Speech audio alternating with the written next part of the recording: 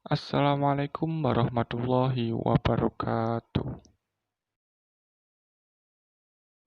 Mengambil upah atas pengajaran agama atau pengajaran Al-Quran pernah menjadi perdebatan dalam fikih klasik. Ada yang pro dan kontra menyikapi persoalan ini. Larangan pengajar menerima upah diriwayatkan antara lain dalam hadis berikut. Dari Ubadah bin Samit, di mana dia telah mengajarkan Al-Quran dan di antara orang yang diajarkan itu memberikan hadiah sebuah busur panah. Dari Ubadah bin Samit berkata, "Aku telah mengajar orang-orang yang membaca Al-Quran. Seorang di antara mereka telah memberiku hadiah sebuah busur panah. Jadi, dapat aku gunakan memanah di jalan Allah. Aku mendatangi Rasulullah dan menanyakan hal ini. Aku datang dan bertanya, 'Wahai Rasulullah, seorang telah menghadiahkan aku sebuah busur panah dari orang-orang yang telah aku ajarkan membaca Al-Quran. Ia bukan harta yang mahal dan dapat aku gunakan memanah di jalan Allah.' Rasulullah Shallallahu Alaihi Wasallam berkata, 'Jika engkau senang dikalungi dengan kalung dari api neraka, maka terimalah.' Hadis riwayat Abu Dawud dan Ibnu Majah. Dr. Abdul Majid Khan dalam bukunya Hadis Tarbawi Hadis-Hadis Pendidikan mengatakan hadis di atas menjelaskan larangan menerima hadiah atau gaji. Teks hadis ini tampaknya diawali dengan kata yang menyenangkan, tetapi sesungguhnya merupakan ancaman. Jika engkau senang dikalungi api neraka. Tentu, tidak ada yang senang kalung dari api, bahkan menyedihkan dan membinasakan. Itulah ancaman orang yang menerima hadiah dalam pengajaran Al-Quran.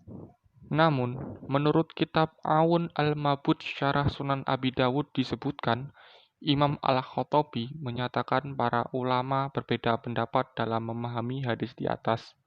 Sebagian ulama, kata dia, mengambil makna hadis secara tekstual, bahwa mengambil upah atau gaji dalam mengajarkan Al-Quran terlarang sebagaimana pendapat Al-Zuhri, Abu Hanifah, dan Ishaq bin Rahway.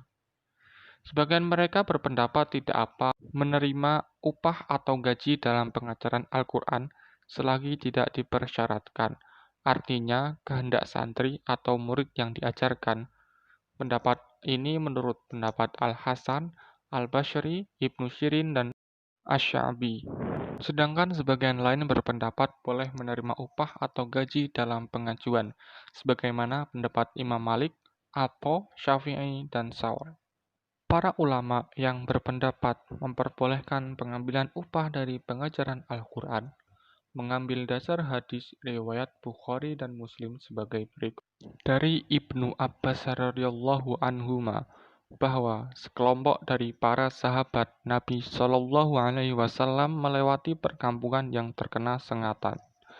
Maka salah seorang penduduk perkampungan menawarkan seraya mengatakan, "Apa ada di antara kamu semua orang yang meruqyah? Sesungguhnya ada seorang terkena sengatan di perkampungan." Maka ada salah seorang di antara mereka pergi dan dibacakan Fatihatul Kitab dengan imbalan sejumlah kambing dan sembuh. Maka beliau sambil membawa kambing kembali ke teman-temannya, sementara mereka tidak menyukainya.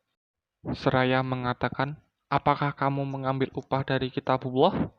Sampai mereka di Madinah, mereka bertanya, "Wahai Rasulullah, mengambil upah dari kitabullah?" Maka Rasulullah Shallallahu Alaihi Wasallam bersabda, "Sesungguhnya yang paling berhak Anda mengambil upah itu dari kitabullah."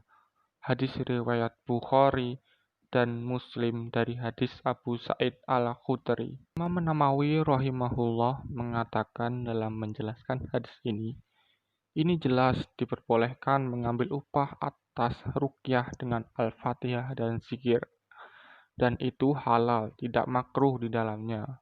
Begitu juga upah dalam mengajarkan Al-Quran. Sedangkan hadis tentang pelarangan mengambil upah busur tanah tadi, menurut As-Suyuti bahwa hadis tersebut sudah dimaksud dengan hadis ruqyah ini, dan hadis tadi tidak diketahui sanadnya, menjadikan hadis ini menjadi hadis dhaif. Hal itu sependapat dengan Imam Adz-Dzahabi dalam kitab Al-Mizan. Dengan demikian, dapat disimpulkan bahwa hukum menerima upah atau gaji dalam pengajaran Al-Quran atau agama boleh saja menurut beberapa ulama, seperti Imam As-Suyuti, Imam Az-Zahabi, Imam Asy-Syafi'i, dan Imam Malik. Sekian video kali ini, semoga bermanfaat. Wassalamualaikum warahmatullahi wabarakatuh.